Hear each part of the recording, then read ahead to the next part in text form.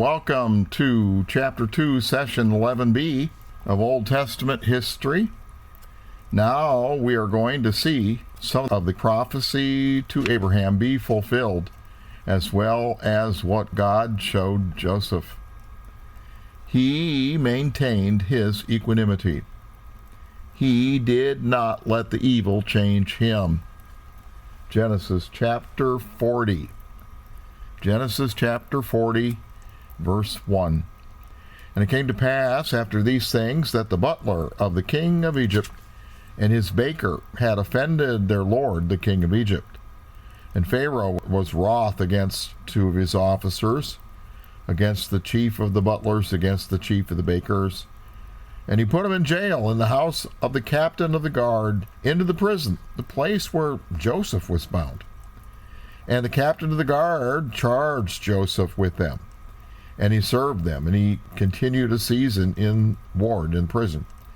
And they dreamed a dream, both of them, each man his dream in one night, each man according to the interpretation of his dream, the butler and the baker and the king of Egypt, which were bound in the prison. And Joseph came in unto them in the morning, and looked upon them, and behold, they were sad. And he asked Pharaoh's officers that were with him in the ward of his lord's house, saying, Wherefore look ye so sadly today? And they said unto him, We have dreamed a dream, and there's no interpreter of it. And Joseph said to them, Well, don't interpretations belong to God? Tell me them, I pray you. And the chief butler told his dream to Joseph, and he said to him, In my dream, behold, a vine was before me, and in the vine were 3 branches.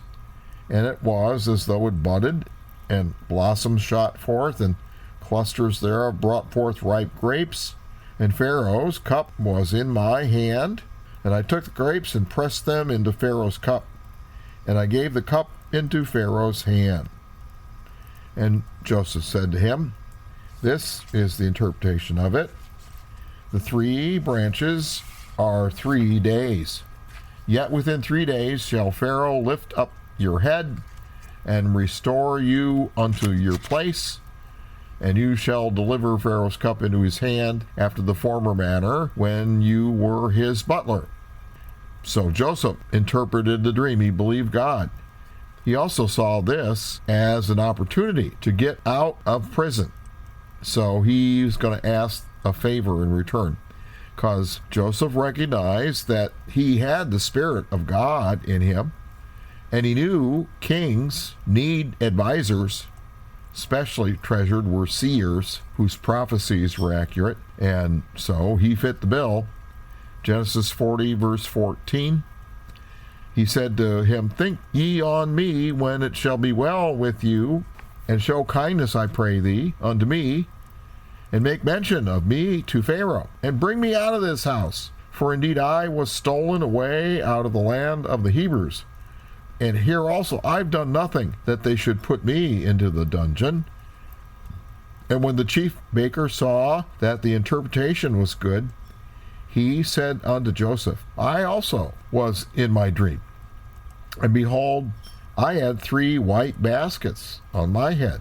And in the uppermost basket there was all manner of baked meats for Pharaoh. And the birds did eat them out of the basket upon my head. And Joseph answered and said, This is the interpretation thereof. The 3 baskets are 3 days. Yet within 3 days shall Pharaoh lift up your head from off of you, and will hang you on a tree. And the birds also shall eat your flesh from off of you. Woo! And it came to pass the 3rd day, which is Pharaoh's birthday, that he made a feast unto all his servants. He lifted up the head of the chief butler and of the chief baker upon his servants. Of course, lift up the head can mean 2 things. To lift up the head means that you are brought back into his good graces, and you can look at him again and not face the ground and not look at him. Or you can lift up the head off the top of your neck. And so he restored the chief butler unto his butlership again, and he gave the cup into Pharaoh's hand. But he hung the chief baker, as Joseph had interpreted to him. Yet did not the chief butler remember Joseph, but forget him. So now, how would you feel after all this unfairness had happened to you? And it keeps happening. He was falsely enslaved. He was falsely imprisoned. And now his efforts to be recognized as a seer and get out of prison and maybe become part of Pharaoh's court come to nothing. Well, how would you feel? Genesis 41, verse 1. And it came to pass at the end of 2 full years. He spent 2 more years in prison. That Pharaoh dreamed, and behold, he stood by a river. And behold, there came up out of the river 7 well-favored cows, and fat-fleshed. Then they fed in the meadow. And behold, 7 other cows came up after them out of the river, ill-favored and gaunt, and stood by the other cows upon the brink of the river. And the ill-favored and gaunt cows did eat up the 7 well-favored and fat cows. And Pharaoh awoke. Well, that would wake you up, wouldn't it? Ah! And he slept and dreamed the second time. And behold, 7 ears of corn came up upon one stalk, rank and good. Boy, that would be great. I mean, how many ears of corn do we get on one stalk nowadays? I mean, you'd be blessed if you had 2. If you had 3, that would be tremendous. But 7? Wow. That'd be something to get some of those seeds again.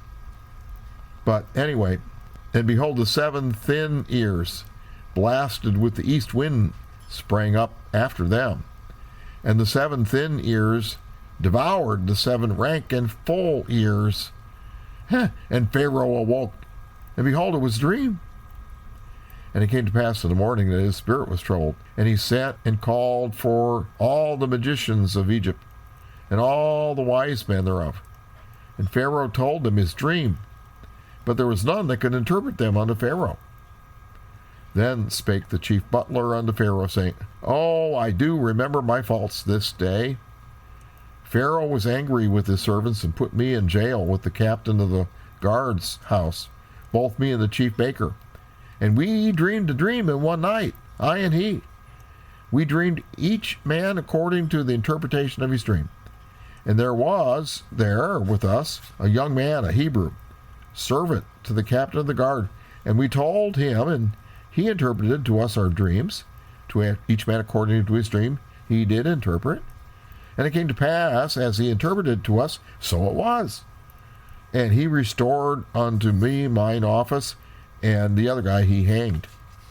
Then Pharaoh sent and called Joseph, and they brought him hastily out of the dungeon. And he shaved himself first, and changed his clothing, and came in unto Pharaoh. And Bullinger has a note that beards were a disgrace in Egypt, while shaving was disgraceful in Palestine. But you know what? When in Rome, what do? Do as the Romans. And now he stood before Pharaoh. Verse 15. And Pharaoh said to Joseph, I've dreamed a dream, and there's none that can interpret it. And I've heard say of you that you can understand a dream to interpret it. And Joseph answered Pharaoh, saying, It's not in me. God shall give Pharaoh an answer of peace. So Pharaoh rehearses the dream to Joseph, and Joseph receives the interpretation. And we get to verse 25. And Joseph said to Pharaoh, The dream of Pharaoh is one. God has showed Pharaoh what he is about to do. The 7 good cows are 7 years, and the 7 good ears of corn are 7 years. The dream is one. And the 7 thin and ill-favored cows that came up after them are 7 years. And the 7 empty ears blasted with the east wind shall be 7 years of famine. This is the thing which I have spoken unto Pharaoh. What God is about to do, he showed unto Pharaoh. Behold, there come 7 years of great plenty throughout all the land of Egypt. And there shall arise after them 7 years of famine, and all the plenty shall be forgotten in the land of Egypt, and the famine shall consume the land. and the plenty shall not be known in the land by reason of that famine following, cause it shall be very grievous. And for that the dream is doubled unto Pharaoh twice, it's because the thing is established by God, and God will shortly bring it to pass. Now, therefore, let Pharaoh look out a man, discreet and wise. Let him set him over the land of Egypt. Let Pharaoh do this, and let him appoint officers over the land, and take up 20% of the land of Egypt in the 7 plenteous years. And let them gather all the food of those good years to come, and lay up corn under the hand of Pharaoh. And let them keep food in the cities, and that food shall be for store to the land against the 7 years of famine, which shall be in the land of Egypt, and the land perish not through the famine. And the thing was good in the eyes of Pharaoh and the eyes of his servants. And Pharaoh said to his servants, Can we find such a one as this, a man in whom the Spirit of God is? And Pharaoh said to Joseph, Forasmuch as God has showed you all of this, there is none so discreet and wise as you. You shall be over my house, and according unto thy word shall all my people be ruled. Only in the throne will I be greater than you. Oh, wow. Rags to riches. And Pharaoh said unto Joseph, See, I've set you over all the land of Egypt. And Pharaoh took off his ring, his signet ring, from his hand. That's what you write the checks with. And put it on Joseph's hand, and arrayed him in vestures of fine linen, and put a gold chain about his neck. And he made him to ride in the 2nd chariot which he had. And they cried before him, Bow the knee. And he made him ruler over all the land of Egypt. And Pharaoh said unto Joseph, I am Pharaoh. Without thee shall no man lift up his hand or foot in all the land of Egypt. Wow. Joseph became the grand vizier of Egypt. Now, we're entering into more and more of history for which there are increasing amounts of secular history that's known. But because of the reluctance of scholars who use biblical chronology and favoritism towards the established but incorrect Egyptian chronology, there has been lots of problems trying to identify which Pharaoh is the one in Genesis 41 and who is the grand vizier in Egyptian history, who is Joseph. I'm going to include a PDF titled, Is the Biblical Story of Joseph Verified?, which gives a good summary of all the possibilities and the historical problems, and it introduces also some of the elements of biblical chronology. There are several time spans given in the Bible that scholars have wrestled with that produce either a short chronology or a long chronology. Those are the terms for it if you look it up. We'll settle that in another session with Ren Minetti, who's been working diligently on a chronology of the Old Testament. I'm very grateful for someone of his talent to help with this. I'm believing that we're going to be able to produce something pretty solid for biblical chronology.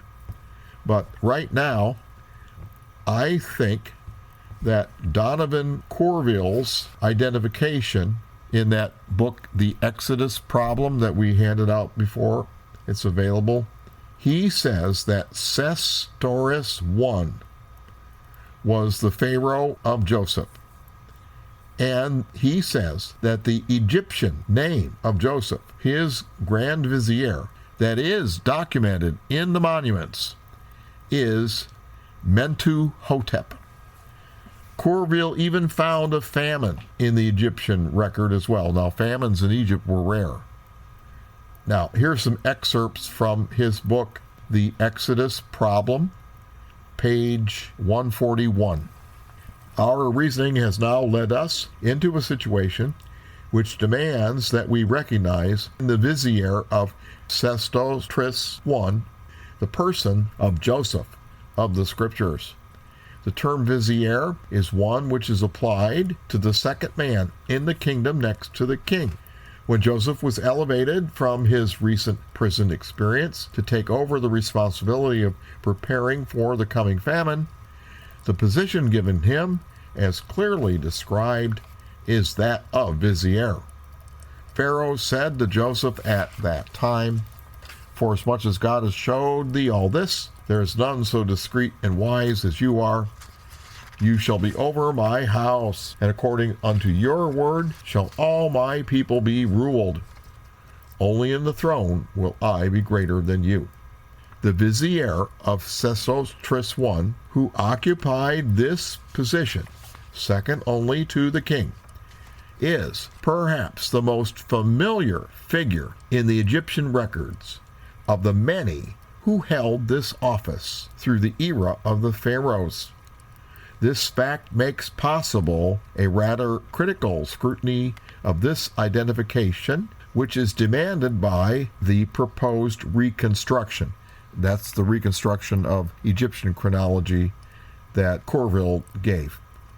The vizier of Sesostris I was known to the Egyptians as Mentuhotep. The extraordinary powers which were granted to Mentuhotep are clearly those granted to Joseph. The vizier to the king of Egypt had powers which were great, irrespective of which one is under consideration. But the powers granted specifically to Mentuhotep were so strikingly great that Breasthead, who's a famous historian, was prompted to comment on this point with the following words. This is a quotation of Breasthead. "When he, the vizier, also held the office of chief treasurer, as did the powerful vizier Mentuhotep unto Sesostris I, the account which he could give of himself read like the declaration of the king's powers." Unquote. This is quite the same picture of Joseph's authority as stated in Scripture. "See, I've set thee over all the land of Egypt."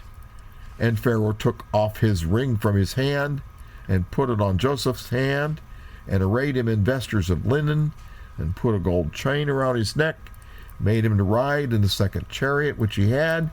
They cried before him, "Bow the knee," and he made him ruler over all the land of Egypt. And Pharaoh said to Joseph, "I am Pharaoh, and without thee shall no man lift up his hand or foot in all the land of Egypt."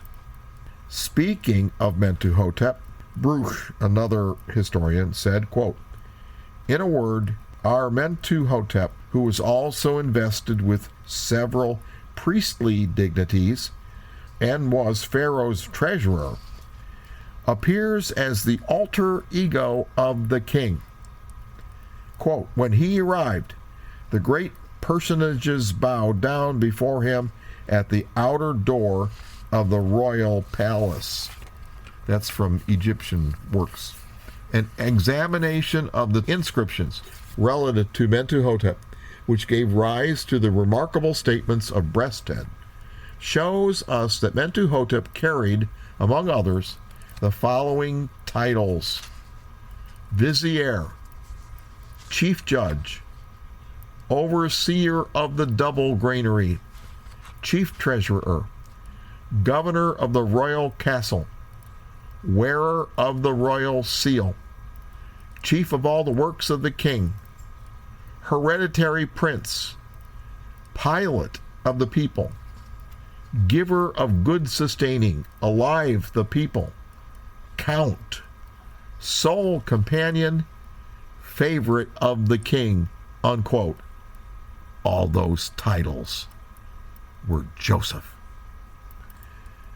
Nor before nor after the time of Sesostris I was there ever a man occupying this position who could claim such a list of titles. We compare these with the titles ascribed to Joseph in Scripture, where he is, quote, Lord of the land, Genesis 41:41, quote, Father of Pharaoh, Genesis 45:8, Lord of all his house, Genesis 41:40, ruler throughout the land of Egypt, Genesis 41:43 and 45:26. Since the recognition of Mentuhotep as Joseph was furthest from the mind of Breasthead, because they were loath to confirm anything in the Bible, in making these comments on the powers of Mentuhotep, there is no call to underestimate the significance of these words, which so clearly show that Joseph of the Bible meets in a most remarkable manner the powers of the vizier of Sesostris I of the famine record. Unquote. Ha! Wow.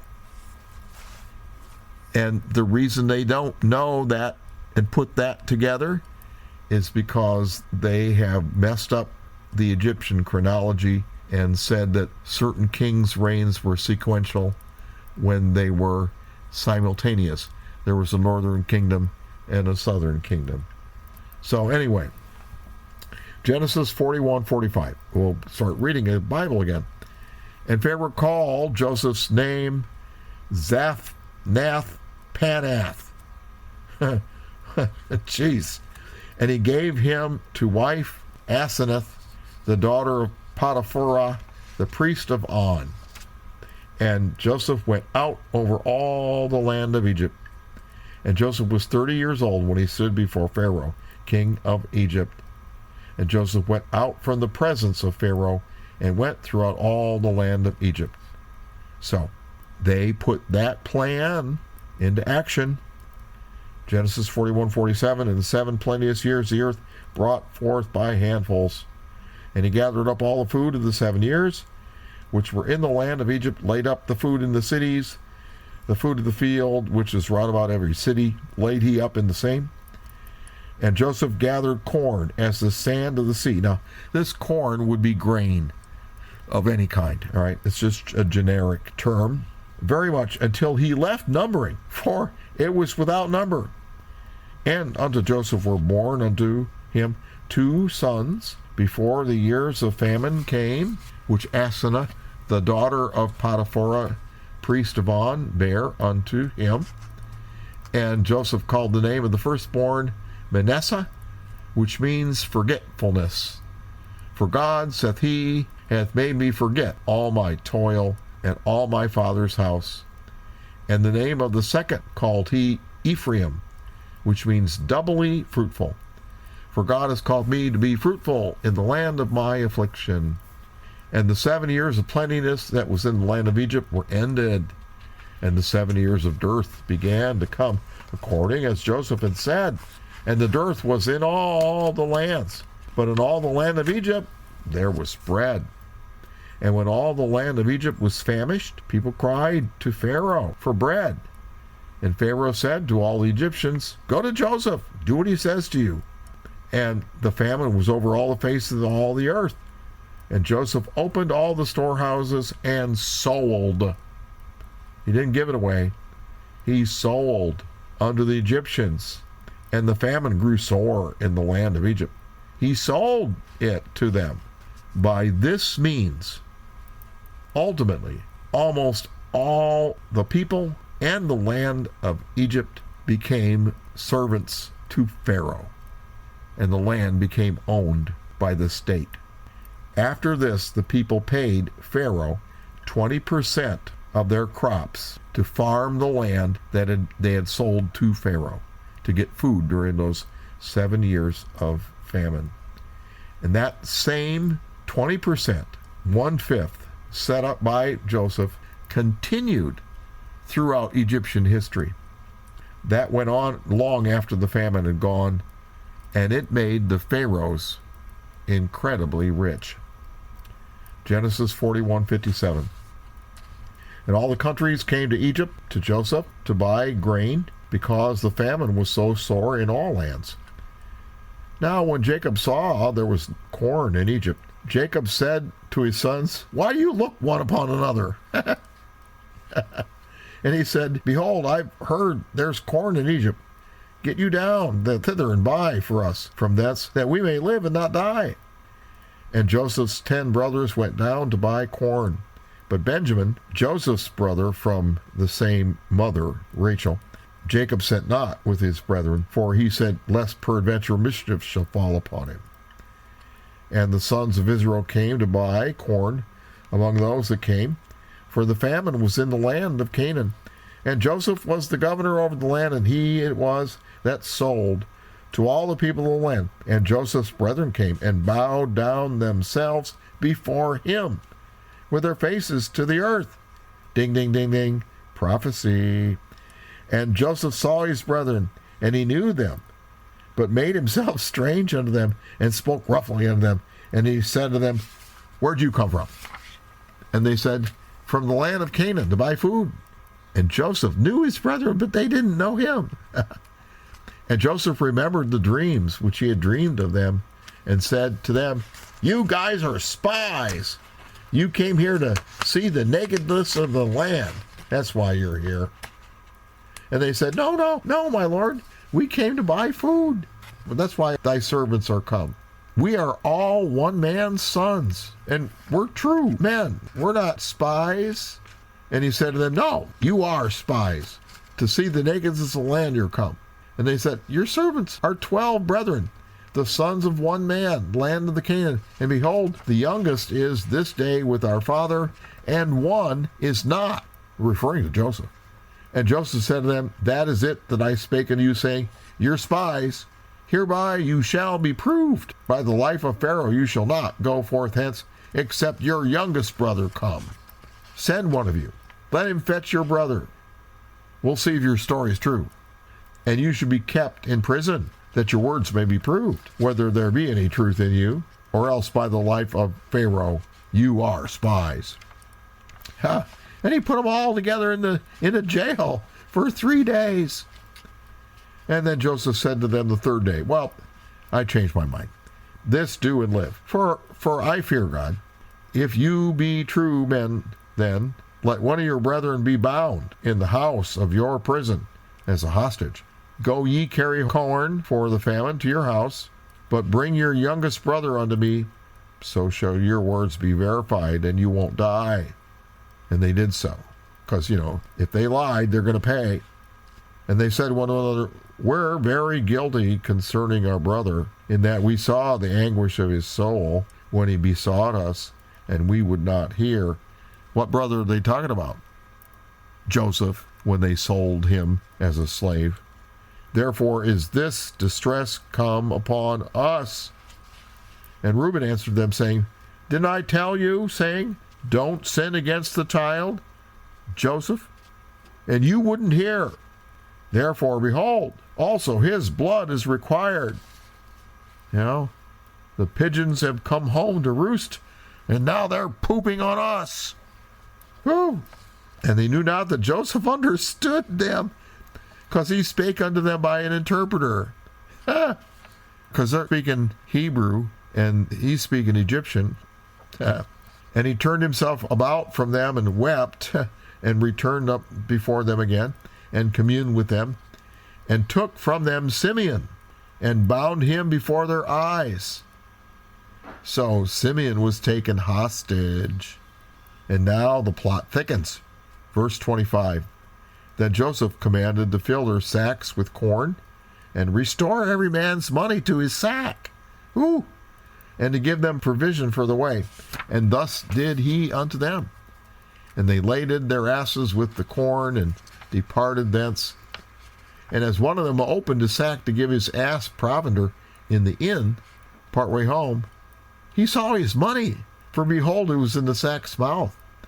And he said to his brothers, my money's restored. It's even in my sack. And their heart failed them, and they were afraid, saying to one another, what does this mean? What has God done to us? And they came to Jacob their father into the land of Canaan, and told him all that befell unto them. So he told him all the story, rehearsed it to Jacob. Verse 36. And Jacob their father said to them, me have you bereaved of my children.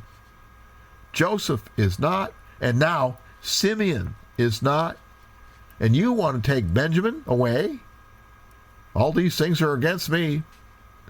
And Reuben spake to his father, saying, Well, kill my 2 sons if I don't bring him back to you. Deliver him into my hand, and I will bring him to thee again. And he said, my son shall not go down with you. Benjamin, his brother's dead, and he is left alone. If mischief befall him by the way in which you shall go, then you shall bring down my gray hairs with sorrows to the grave. It's going to kill me. And the famine was sore in the land. It came to pass, when they had eaten up the corn which they had brought out of Egypt, their father said, all right, go again, buy us a little food. And Judas said, that man did solemnly protest to us. He said, you shall not see my face, except your brother be with you. If you will send our brother with us, we will go down and buy thee food. But if you will not send him, we won't go. For the man said unto us, you shall not see my face, except your brother Benjamin be with you. And Israel said, wherefore dealt you so ill with me, as to tell the man that you had yet a brother? Why'd you tell him yet that Benjamin existed? And they said, the man asked us straightly of our state and of our kindred, saying, is your father yet alive? Do you have another brother? We told him according to the tenor of these words. Could we certainly know that he would say, bring your brother too? And Judah said to Israel his father, send the lad with me, and we will arise and go, that we may live and not die, both we and thou, and also our little ones. I, Judah said, will be surety for him, and of my hand shalt thou require him. If I bring him not unto thee, if I don't bring Benjamin back and set him before thee, then let me bear the blame forever. For except we had lingered, surely now we had returned this second time. And their father Israel said to them, well, if it must be so, now do this. Take of the best fruits of the land in your vessels. Carry down the man a present, a little balm, a little honey, spices and myrrh, nuts and almonds. Take double money in your sacks, in your hand, and the money that was brought again in the mouth of your sacks, carry it again in your hand. Peradventure it was an oversight. Take also your brother, arise and go again unto the man. And God Almighty give you mercy before the man, that he may send away your other brother and Benjamin. If I be bereaved of my children, I am bereaved. And the men took that present. They took double money in their hand, and Benjamin rose up, went back down to Egypt, stood before Joseph. And when Joseph saw Benjamin with them, he said to the ruler of his house, bring these men home, and slay and make ready, for these men shall dine with me at noon. So they told Joseph what had happened with all the payments they gave him back to him. And in verse 23, Genesis 43:23, and he said, peace be unto you, fear not your God, and the God of your father has given you treasure in your sacks. I had your money. And he brought Simeon out unto them, brought him back out of jail, the hostage. And the man brought the men unto Joseph's house and gave them water. They washed their feet. He gave their asses provender. They made ready for the present against Joseph, came at noon, for they heard that they should eat bread there. And when Joseph came home, they brought him the present which was in their hand in the house. They bowed themselves to him, to the earth. He asked them of their welfare and says, your father well? Is the old man of whom you spake, is he yet alive? And they answered, thy servant our father is in good health. He's yet alive. And they bowed down their heads and made obeisance. And he lifted up his eyes and saw his brother Benjamin, his mother's son, and said, is this your younger brother, of whom you spake? And he said, God be gracious unto thee, my son. And Joseph made haste, for his bowels did yearn upon his brother, and he sought where to weep. And he went into his chamber and wept there. You can imagine how he felt. And he washed his face and went out and refrained himself and said, all right, it's time to eat. Set on bread. And they set on for him by himself, and for them by themselves, and for the Egyptians which did eat with him by themselves. they were all separated, because the Egyptians might not eat bread with the Hebrews, because that was an abomination to Egyptians, and because the Egyptians were clean shaven and the Hebrews had beards and all this other stuff. And they sat before him, the firstborn according to his birthright, and the youngest according to his youth. So they set them in order. They said, this is where you should sit. And they were set in birth order. And they marveled at that. And he took and sent messes unto them, their food, from before him. But Benjamin's was 5 times as much as any of theirs. And they drank and were merry with him. And he commanded the steward of the house, saying, fill the men's sacks with food, as much as they can carry, and put every man's money in his sack's mouth, and put my cup, the silver cup, in the sack's mouth of the youngest, and his corn money. So he did according to the word that Joseph had spoken. And as soon as the morning was light, the men were sent away, they and their asses. So then the plot thickens even further. Joseph sent his servant to catch up with them. In verse 4, and when they were gone out of the city, and not yet afar off, Joseph said to his servant, up, follow after the men.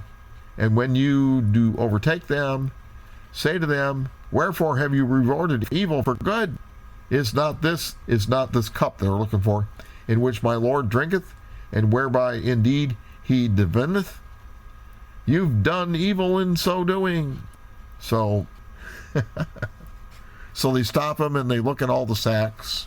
Verse 17, he said, God forbid that I should do so.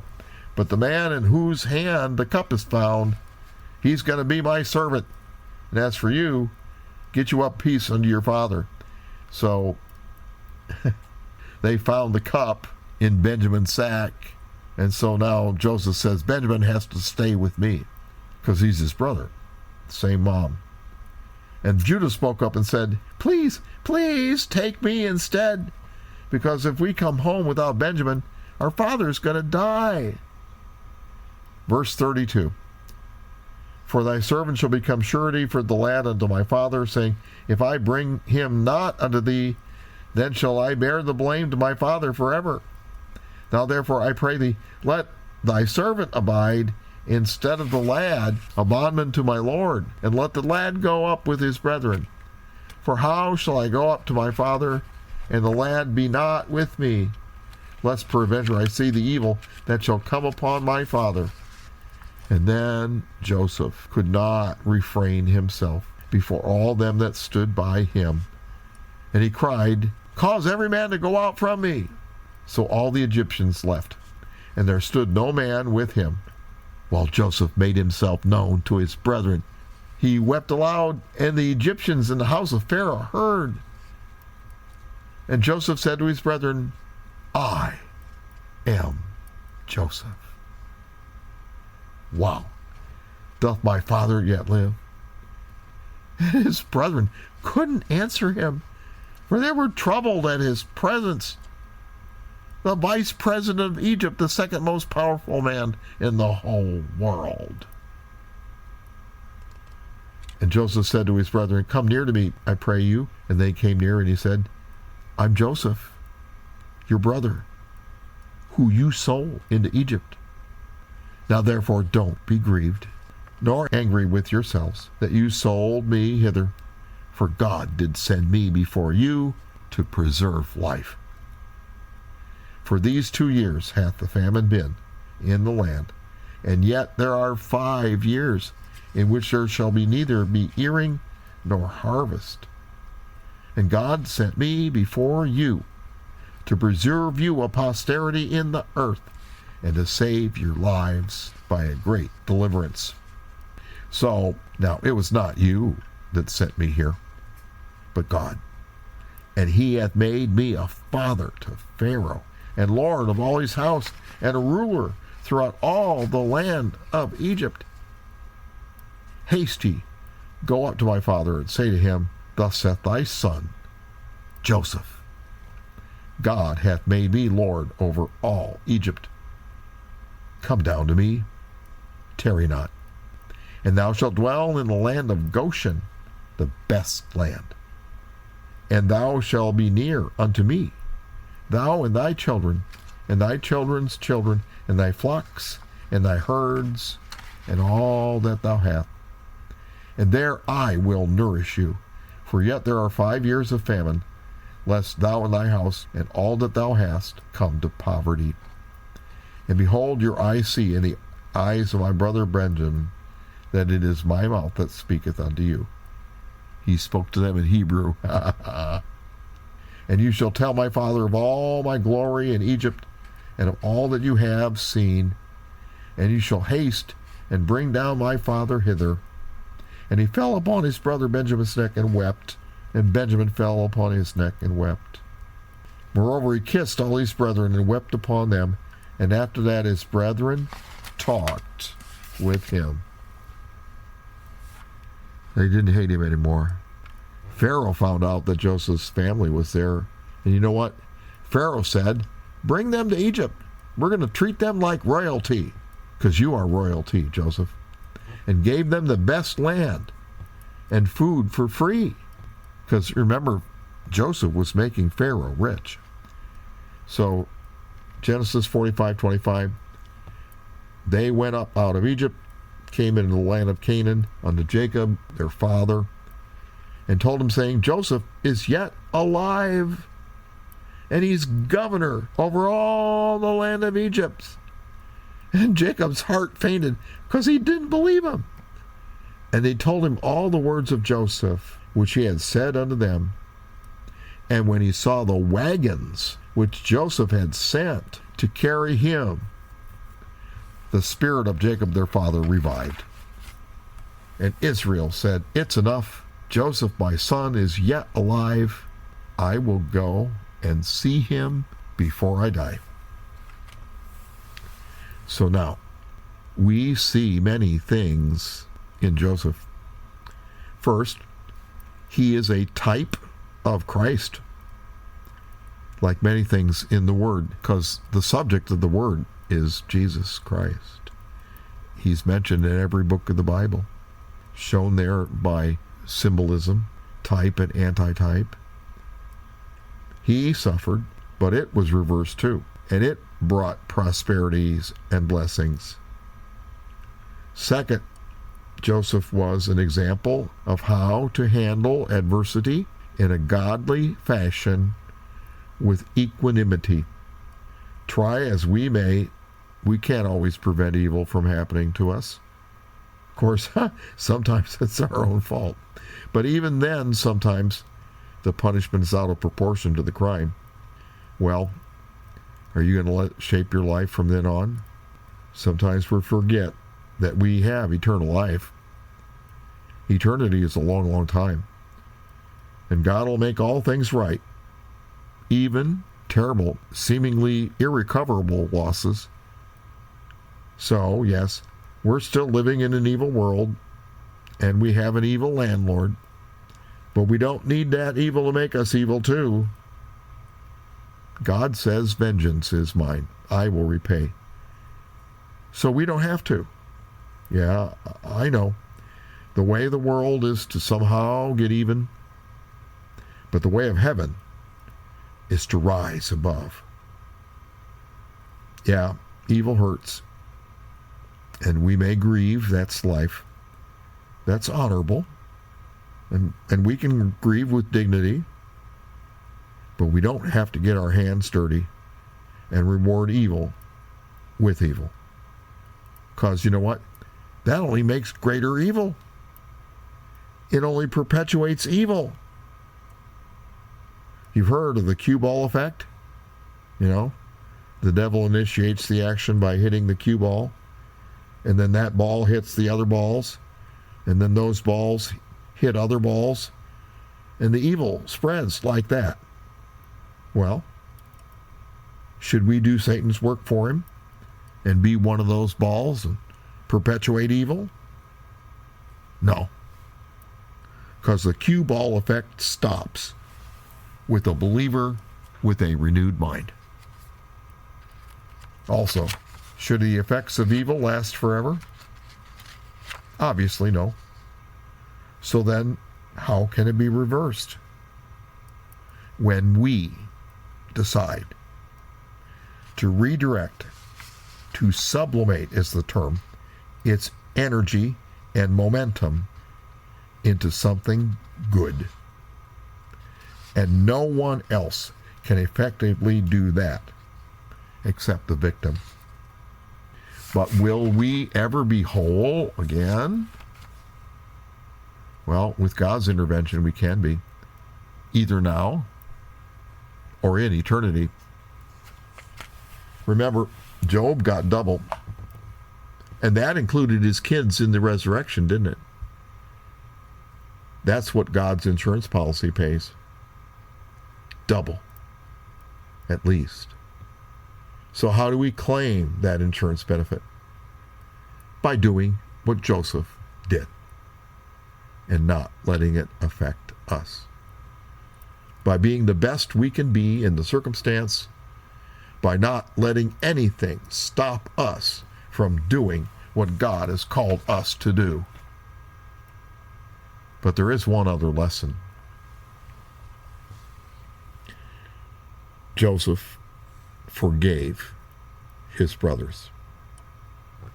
Now, he was in a position to make them sweat a bit before he did so, and we may not be able to do that. But one must realize that forgiveness helps the forgiver far more than the forgiven. Sure, the ultimate goal would be, if the aggressor is judged and the victim recompensed, or even, better yet, if they were reconciled. But that may not happen. Sometimes the aggressor moves on and even forgets the infraction. But the victim never forgets. Now, please understand, I'm not trying to blame or minimize the victims, because I want them made whole. But it actually takes the same amount of effort and energy to live on as the victor and not the victim.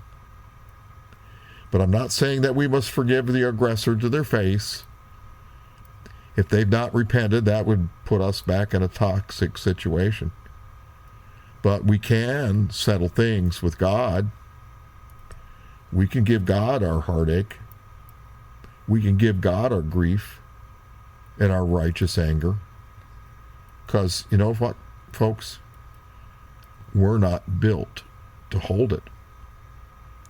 We then can go on and live our life the best we can, as if the evil had not occurred, and not let anything stop us from living for God.